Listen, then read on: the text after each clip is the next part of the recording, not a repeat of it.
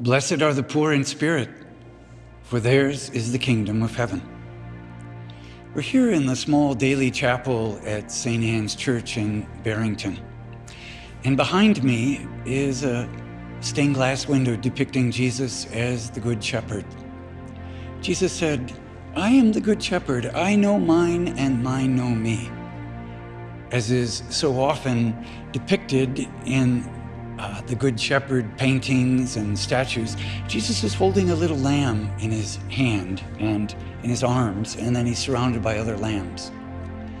If we're going to follow Jesus, we have to be humble enough to allow our spirit to be formed and fashioned by Jesus' spirit. We have to allow the Good Shepherd to call us and to lead us.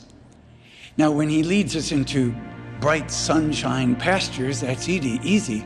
But sometimes where the Good Shepherd leads us is into places of suffering in our life, into places of vulnerability.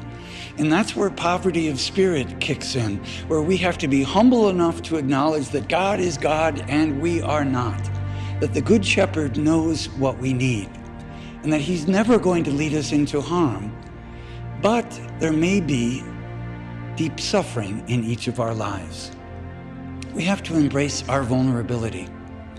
As Roman Catholics, there are two images of Jesus that we especially gravitate toward. One of them is the child Jesus, and the other one is the crucified one. Behind me is a statue of St. Anthony, and in his arms, he's holding the child Jesus. Part of what's so powerful about the image of the child Jesus is it's an image of radical vulnerability. Think about it. If you drop a child, you could maim that child for life. And yet that's how Jesus enters into his world. This is how Jesus enters into our world, like us in all things but sin, coming into our world as a vulnerable little child. In this beautiful chapel, there's a stained glass window of Jesus crucified.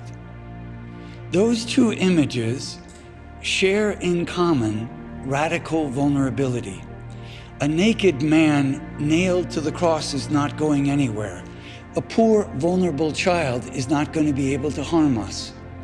These two images of God help us to become poor in spirit, help us to become vulnerable, help us to allow ourselves to have Jesus pick us up and hold us close to his arms when deep suffering comes into our life, as inevitably it will.